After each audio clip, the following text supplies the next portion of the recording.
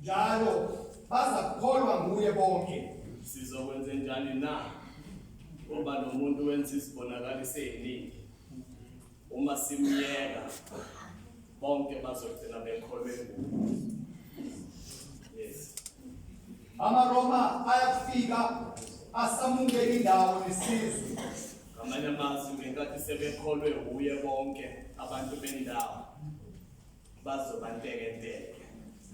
Ngoba le vangeli lethu vele livamisile ukuthi insizwa kade yaziwa ukuthi ayisabi muntu. Kodwa melifika ingabisaba insizwa okay ithobe akisho njalo amen. Usethi-ke nombhali-ke ngenkathi-ke sesithobile insizwa zomefika amaRoma singazi ukuthi sizodlulisela ngoba bonke labantu sebethobile. Amen. Kepha othile wabo uKhayifase engumpristi omkhulu kwalowo nyaka wathi kubo, Khayifase umpristi omkhulu kwaloyo nyaka. Ungakhohlwa ukuthi umpristi omkhulu uyisithunzi sompristi uJesu. Ngamanye amazwi nasi isithunzi esiwumpristi sizokhipha i-advice ngompristi wangempela. wathi kubo, Plus. anazi lutho nina, Usethi anazi lutho nini Jesu. alikhodi futhi ukuthi kunilungele ukuba umuntu oyedwa afele abantu isizwe sonke singabhubhi. Aniqondile ukuthi kunilungele ukuthi umuntu oyedwa afele abantu isizwe sonke singabhubhi. Ngamanye amazwi uthi khethani sigcina lo muntu silahlekelwe abantu bonke noma silahlekelwe abantu bonke sigcine lo muntu. Khethani ukuthi sibulale la silahlekelwe abantu bonke sigcine uJesu noma sibulale uJesu sigcine labantu bonke. Ukuthi anazi ukuthi kunilungele ukuthi umuntu oyedwa afele isizwe sonke. Asikwazi ukuhlupheka ngephara endaweni yasemafakatini. Khetheni ukuthi kuhlupheka umphakathi wonke Noma kufa iphara. Yeah. uJesu wayebhekene naleso simo ukuthi kukhethwe phakathi kwakhe ukuthi kufuthulwa yenani sisale nabantu noma simgcine phila kodwa abantu bonke bagcine bekholwa kuye. Ngivumelene nesikhashana enginaso 30 minutes Yeah. sincengeni indlela yesiphambano. Ngiyacabanga ukuthi iningi lethu lalivela emabandleni omthetho, livela kuma-Mennonite churches. Kuhluka ngawo-ke ama-Mennonite churches ukuthi amanye uma kuzofika umfundisi uyaplacewa eplacewa ngubishop, amanye awaplace, amanye aya-invite. Kube iwona asikhethelayo ukuthi ubani umfundisi ozoza. Kodwa iningi lalaba abasuke bezikhethela kuba nama-meeting abawabambayo, abawabamba eceleni bezama ukuthola igama elilodwa abazofika nalo ukuthi thina siphakamisa ubani. Most of the time ukhethwa nje umuzi thizeni womunye okhona futhi uthina esinamandla siyohlala khona sikhokhasa ukuthi asithole ubani ukuze siye laphaya sesivumelene ukuthi sihamba negama labantu. La esifunda khona namhlanje bengifuna sithole umuzi lapho okwaxoxwa khona le ndaba yakhe ukuthi simbulala kanjani. Umuzi otholwayo indaba ithande ukuqina kakhulu bokaLazarus yokufa kukaJesu. Ngoba la esifunda khona namhlanje chapter 11 emva kokuba uLazaro evukile. Lithi iBhayibheli siyazi ukuthi uJesu bezwana kakhulu noLazaro, bezwana futhi noMaria, noMartha nabo bonke. And futhi oMaria ambonile uJesu evula amehlo inkunkuthi. Bambonile futhi uJesu evusa abafileyo. Kodwa nanku namhlanje uyagula uLazaro, uJesu engezi. Uma egula uLazaro uJesu engezi, lithi iBhayibheli kwaze kwafinyelela ekuthenini afe uLazaro. Alright. uJesu wangafika. Ngicabanga ukuthi ukuze uyiunderstand le ndaba, mina ngowasemafakatini, into eyenzakalayo lapha emafakatini uma khambe ubaba wendawo, kusuka bonke omama bendawo bazolala la ekushonwe khona kuze kuphele iviki. Bafikela ukuba bazoqinisa lo mama odlulelwe umkhonyana wakhe. Na uLazaro sinaleyo inkinga eyodwa. Uhambile uLazaro. Lithi iBhayibheli amaJuda ayegcwele. Egcwele uLazaro. Agcwalele ukuzoduduza. And ifuna amaJuda ahleli noma umngcwabo usuphelile. Ngoba izinsuku zine manje uJesu akafikile uzofika ngosuku lesine uLazaro usemathuneni. Ngenkathi zizine izinsuku, ngicabanga ukuthi siyasazi sonke isitori. uJesu wafike wabuza ukuthi nimbekephi. Abesebesho ukuthi bambekephi. Waya khona ethuneni. Uthe befike ethuneni wakhuluma izwi. Wathi Lazaro phuma. Ngenkathi ethi Lazaro iphuma, isitori siyasazi ngoba indaba yethu ayikho lapho. Wabe sephuma uLazaro. Ngenkathi ephuma uLazaro basho ukuthi kunamaJuda la. uLazaro akade fike ezokhalisa oMaria. Ngenkathi ebuka into eyenziwa uJesu evusa abantu noma evusa uLazaro kwabafileyo, lithi iBhayibheli wonke amaJuda ayekhona kuleyo ndawo akholwa uJesu. Ngenkathi ekholwa uJesu, lithi iBhayibheli kwakunabaFarisi nababhala babekhona bebuka abantu noma bebuka amaJuda ephenduka elandela uJesu. Abesebebuza ababhali nabaFarisi ukuthi sizokwenza njani ngoJesu, ngoba uma simyeka bonke bazogcina bekholwa. iBhayibheli kuleyo mithi ngenkathi besaxoxa wabe sekusukuma uCaiphas umpristi ngaleso sikhathi bakhipha i-advice wathi aniqondi yini nina ukuthi kulungele ukuthi umuntu oyedwa angafa ngenxa yesizwe sonke, kungaphuphi isizwe sonke. Wonke lamazwi etulo likaJesu aphuma bokaLazaro. Aphuma boLazaro sebeyikhiphile futhi nomkomelo wokuthi azobona eze azositshela ukuthi unani. Ithi iBhayibheli ke kwasusekusondele umkhosi wePhasika. AmaJuda wonke enyukele eJerusalema. Asizwe ukuthi ngomkhosi wePhasika bekwenzakala.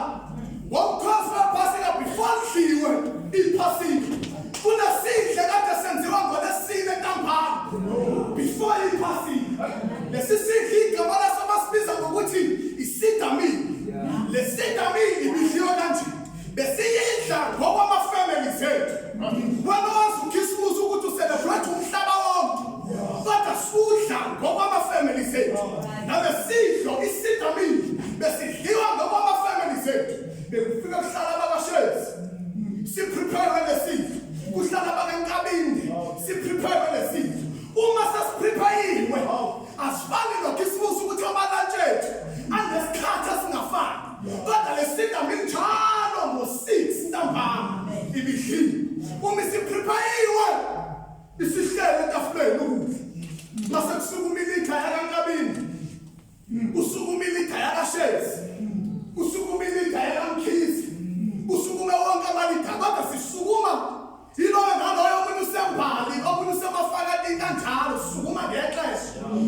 siyasuka umilita lisho lamazwi babzini.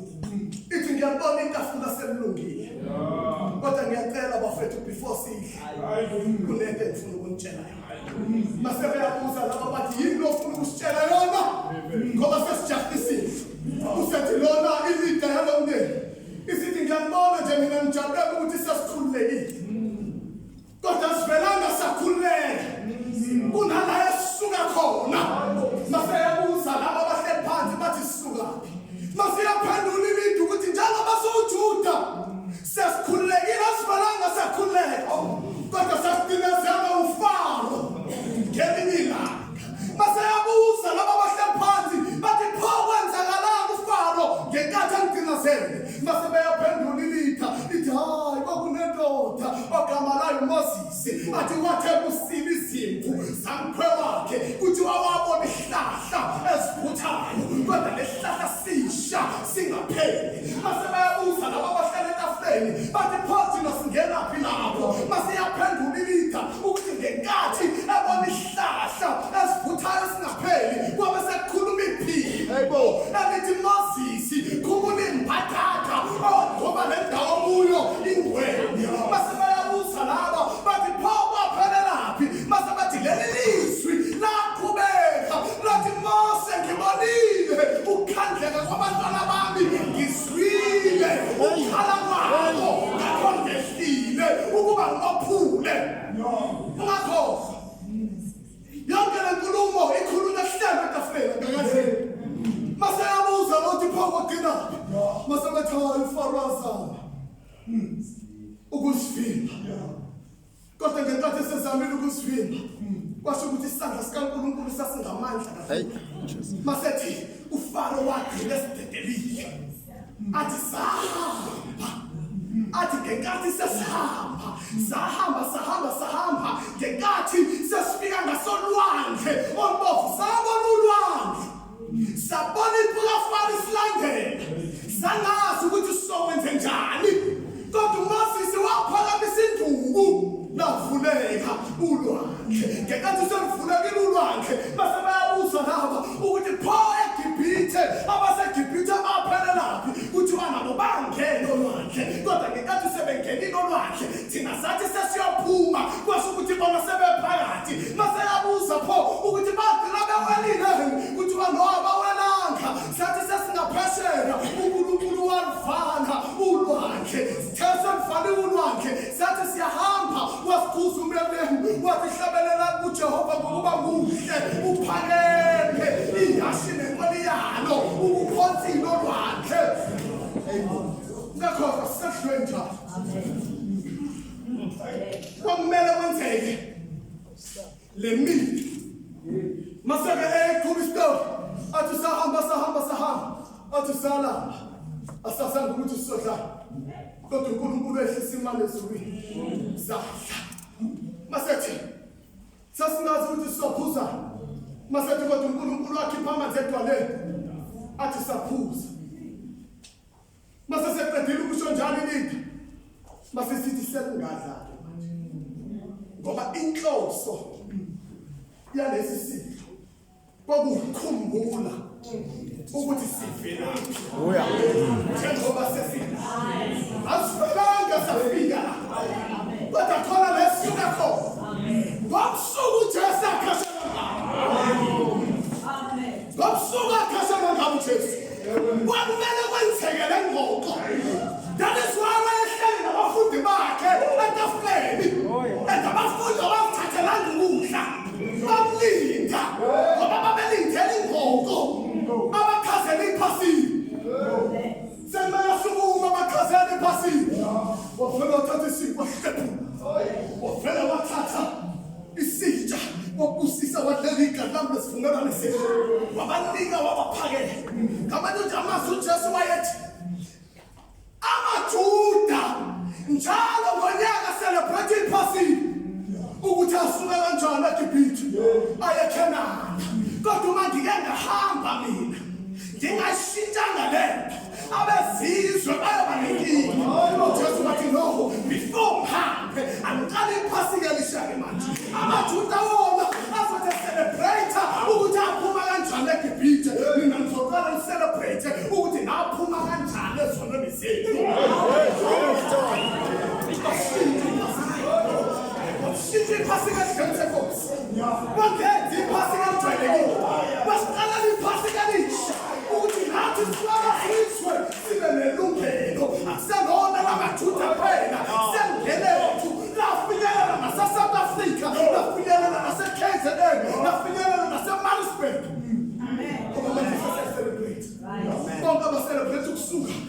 celebrate Americana.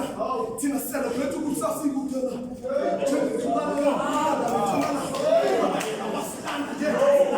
Sithi wasithengela uNkulunkulu ngegazi lakhe. Wahlangana nesibongo. Sikhumbula ukuthi we were foreigners. Kodwa wasihlala. Kumele kwenzeke lesisipho. Ngokusuku uJesu athi sibaluleke ngalo lesisipho. Number 1, because iqala ngale ndaba. Number 1, lesisipho sasibaluleke ngokuthi sazala iphasika labezizwe. Number 2, lesisipho sasibaluleke ngokuthi ukube uAdam benoEva abonanga ensimini yase-Eden babezophila kuze kube manje kungekho okugayo ubona ukufa kwakukhona kodwa ukufa ku-activatewa noma ukufa kwakukhona kodwa ukufa ku-activatewa isono. Ngamanye amazwi ukuba uAdam abonanga babeyophila kuze kube phakade ngoba ukufa kwangeke kube negunya kubona. Nawe nabo Adam sebonile sesinenkinga eyodwa-ke ukuthi uJesu manje akazalwanga ngentando yadoda nenyama noma yentombi kodwa uyinzalo kaNkulunkulu azalele yona ngegazi lakhe. Ngamanye amazwi kuJesu akukho ubona, uJesu akanaso isono. Leyo ichaza ukuthini? Ichaza ukuthi uJesu wayengaphila kuze kube manje engafanga ngoba ukufa kwangeke kube activated yena ngoba yena akakaze one. Kwamele one kuqala ukuze ukufa kube activated. Ngamanye amazwi ngalobusuku uJesu akhashana ngabe ezibhekiseni kwakwenzeka lento ebizwa nge-doctrine of ukuthi i-interpretation isuke shintsha. Mina ngiba uzipho eba yimini ngenkathi abaphakela isihlo wayathatha ububi babo abawunika ukulunga kwakhe. Wayeseactivata ukufa empilweni yakhe ngoba wayengeke afe engonanga. Kwenziwa isono kwenziwa isono ngoba before isizwe senkosi wayengabambeni after isizwe senkosi waphila.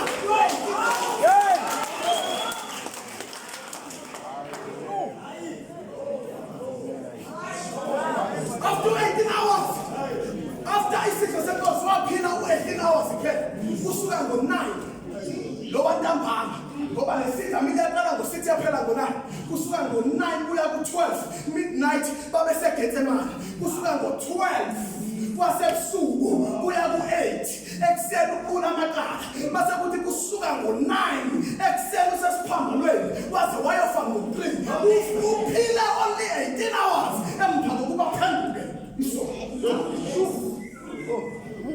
lesimqualifyise ukuthi yindaba afa ingoba kwasesekushintshile sekuJesu othwele isono. Ithi iBhayibheli ngenkathi beqeda isidlo senkosi kuthi abaphuma ngeyophupho lentokozo baphuma sebaya manje eGetsemane lapho kwaku-9 kuya ku-12 ebusuku eGetsemane wahlala for 3 hours ngoba waphusha le hour akagabuze kusuka ngo-9 kuya ku-10 waphusha yedwa wabuyela kubafundi bakhe wabafika beleke wathi belihora waphinde waphusha linye elisuka ngo-10 liya 11 wabafika besaleke wangabavusa waphinde waphusha linye elisuka ngo-11 kuya ku-12 lithi iBhayibheli wafika beleke wathi vuka ongikhaphela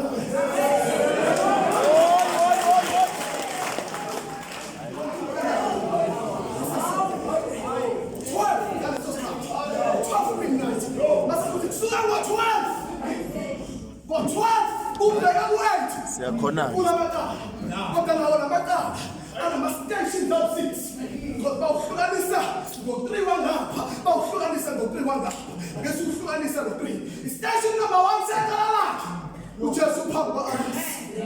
Station number 2 wecala lakhe uJesu phambi kwaKhefasi. Station number 3 wecala lakhe uJesu phambi kwecouncil yaseNegree. First three wokuqala. And mawubheka lo three wokuqala usymbolize noma warepresenta ama-Jewish authority, i-Jewish authority. Kulo three wokuqala wayeshushiswa amaJuda. Mase kuthi kulo three wesibili. Number 4 uJesu uphambi kukaPilato. uJesu uphambi kwaHerod.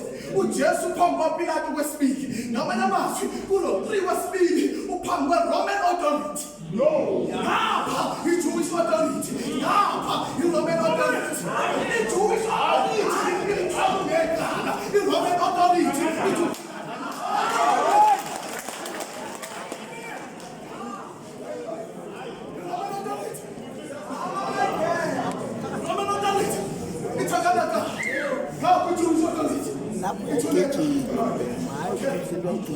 Number 1 ngithi uJesu siyamvusa siphambanweni ke manje.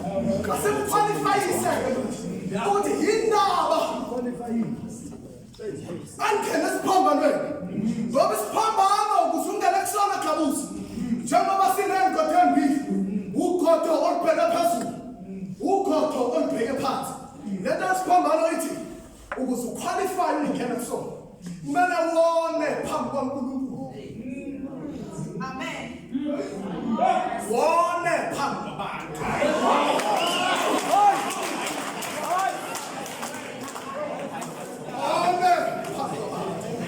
Simqualifyise abantu uJesu na phambi kwaNkulunkulu. Asimqualifyise futhi ona phambi kwabantu. Simqualifyise ngala batala. Awusithi. Ngoba sombeka isiphambanweni manje. I-Jewish authority uyambuza uCaiphas uthi ngabe ungumesaya yini na? Uthi uJesu yebo ushokho. Lithi lento ungumesaya amaJuda ayalinde umesaya ozayo ozobakhulula ngaphansi kombuso wamaRoma. Abanye amazwi babengalindile nje umuntu kodwa babelinde uNkulunkulu kuba zobakhulula. Now uJesu methi mina ngumesaya. Ngamanye amazwi bona balinde omunye umesaya. Lo mesaya osefikile uthi yena umesaya. Ngokwabo uJesu usonile phambi kwaNkulunkulu. Ngoba uzibiza ngokuthi uNkulunkulu. Bona abakholwa ukuthi uNkulunkulu. Ngamanye amazwi lolukhuni obheka phezulu simqualifyisa ngecala lokuthi uzibiza ngomesaya. Ucela ukuthi uyena uNkulunkulu. Asimqualifyise simnike lelo sibili ukhulu. Kulelo sibili ukhulu Pilato ubuza into yakhe. Uthi wena inkosi yamaJuda. Uthi yebo. Ushokho. Wakhohlwa number 1 kusuba inkosi yamaJuda. Kumele ubekwe uKesari. Number 2 kusuba inkosi yamaJuda. Akufe Pilato ukuze uthathe isikhundla. Nangu uJesu yena uthi uyinkosi yamaJuda. Kodwa uHerod uyaphila. Uyinkosi yamaJuda. Kodwa kandekiwe uCaiphas. Ngamanye amazwi uJesu ngokwalolukhuni usonile phambi kwabantu. Wona phambi kwaHerod. Wona phambi kwaCaiphas. Ngamanye amazwi isiphambano simfanelele ngoba wonile phambi kwaNkulunkulu, wonile phambi kwabantu. Tell Jewish authority, no Roman authority. Isithatha kanakala. Kuthiwa wamnikela uPilato ukuba shaya amasosha. Ungakhohlwa uJesu akashayanga amasosha amaJuda. Ushaye amasosha amaRoma. Uma ethi uPostoli Paul akashaya izimvu ewu-39 noma ewu-40 minus 1 loya 39 ekhulumela amaJuda. uJesu akashayanga amaJuda, ushaye amaRoma. Uma eshaywa amaRoma lento ya 39 kumaRoma ayi-apply. ngamanye amazwi asikwazi ukuthi ngemvimbo yakhe u-39 sikwazi ukugcina ngokuthi ngemvimbo yakhe saphiliswa. Asikwazi ukuclaima lo ya-39 ngoba besithi 39 ukube washaywa amaJuda manje akashaywa ngamaJuda washaywa yamvimba siyazi ukuthi kungenzeka ukuthi ngaphezulu kwa-39 ngoba asitshelwa akashaywa amaJuda. AmaJuda ayenesikali sika-39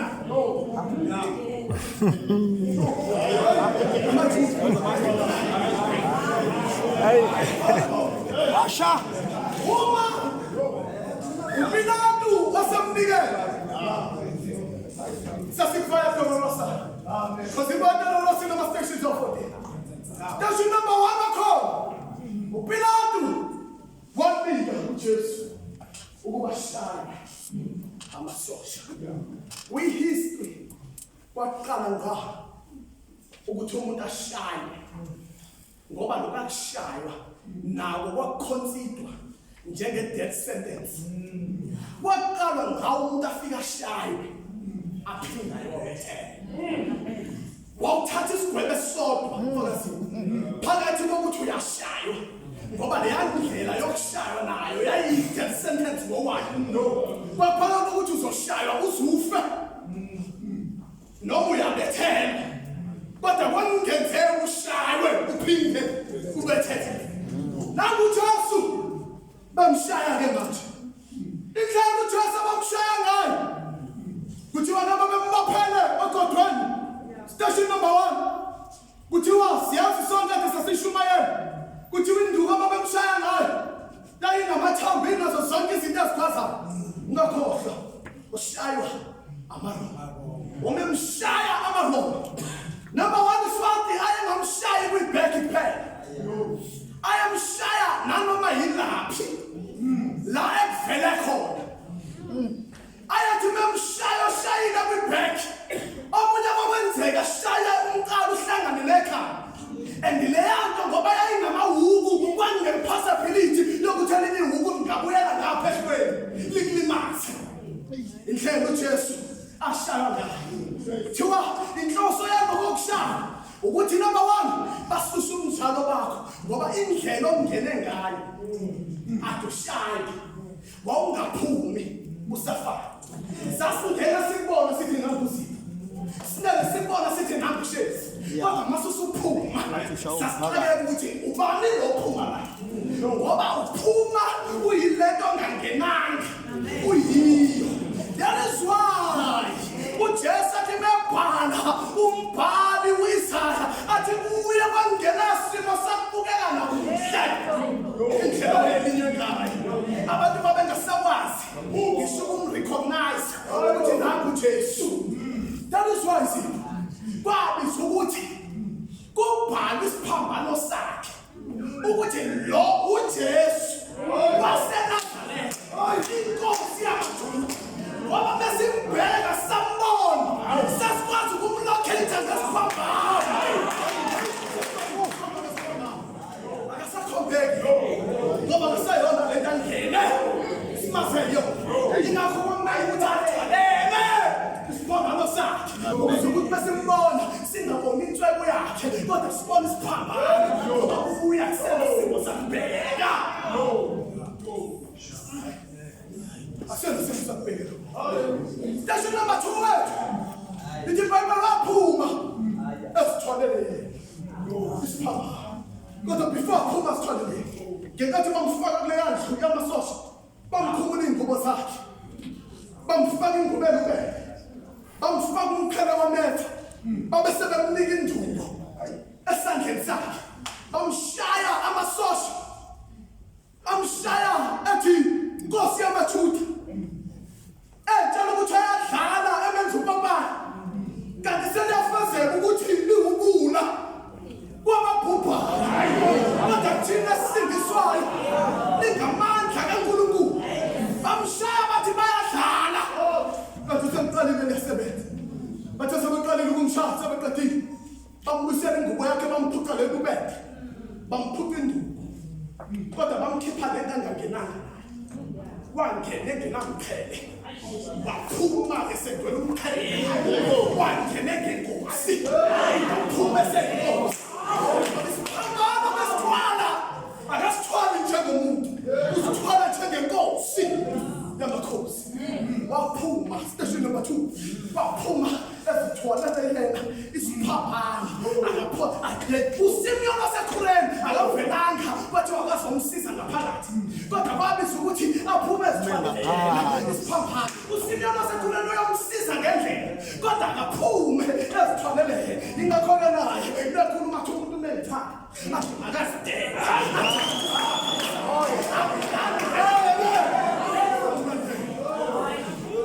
waphuma ezithwalele nephuka ezithwalele station number 2 station number 3 uthi uJesu wawa for the first time uJesu mewa for the first time station number 4 kuthiwa kwaqhamuka uMaria ngenkathi uJesu ephansi asitshelwa ingxoxo eyayikhona phakathi kwabo station number 1 station number 4 ngenkathi kusekhona station number 4 kanti kuzoqhamuka uSimeon waseKhureni bamforsa ukuba thwala isiphambano sikaJesu station number 5 ngenkathi basamforsa uSimeon ukuba thwala isiphambano sikaJesu kanti nomama bonithuba station number 6 kuthi igama laloyo mama uVeronica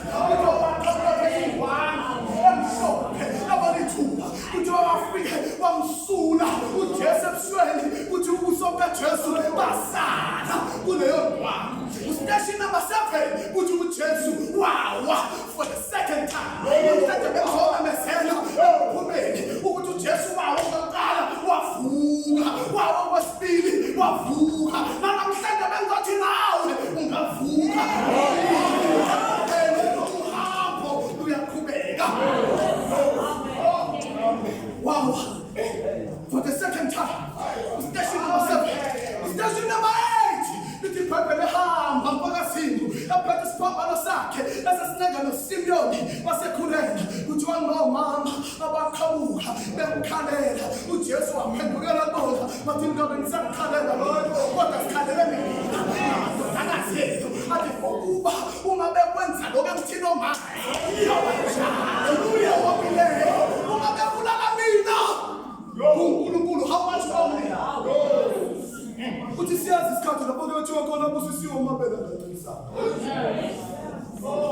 station number 8 station number 9 uJesu wawa for the third time namhlanje bengizothi vuka ungasazi balele ukuthi usahluleke kangani vuka uhambo uyaqhubeka noma sebenzisa ngenyama zonke vuka power for the third time ungawa for the third time wavuka station number 10 Jesu sefikile eGolgotha uthi Bhayibheli babela ngengubo zakhe benzoka station number 11 nangu Jesu sesesiphambanweni asemgibeliseni lesiphambanweni basinika abafowethu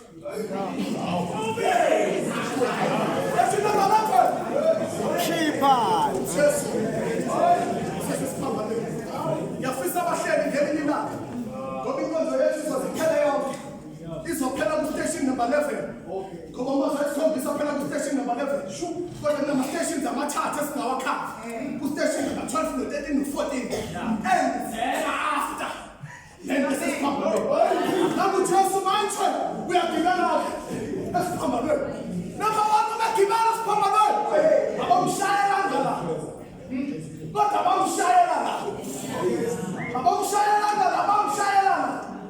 number 2 bahlanganisa indawo zakhe bahlanganisa bashanga isibili leyo lithini na ithi indlela yami ngayo wageka umzimba wonke wabalansa uyeza abesempilo bazokutshela ukuthi umuntu umeni kanjalo akubi khona ukuvuleka kwamaphaphu ukuze aphefumule ngamanye amazwi uJesu ungalasiphambaneni ngo-9 ekuseni uma ngena ngo-9 ekuseni bamshayelile la umzimba wakhe wonke uhlele emadolweni kusuka ngo-9 kuya ku-3 emini lozo uJesu akamazi ukuphefumula ngoba umzimba wakho uhleli kuyena. Every time mazophefumula ngoba umzimba uphansi mebazama uma siyaphakamile aphefumule kanye aphinde azobhalansa. Usuka ngo-9 kuze kube ku-3. uJesu udlala loyo mdlalo ukuthi njalo bezophefumula aphakame ashaye kanye akhohlwe ngenkathi bezama ukuphakama. Umhlaba wakho ulimele, umhlaba wakhe njengoba ulimele nanti ukhulu besiphambano umsele mthunuka.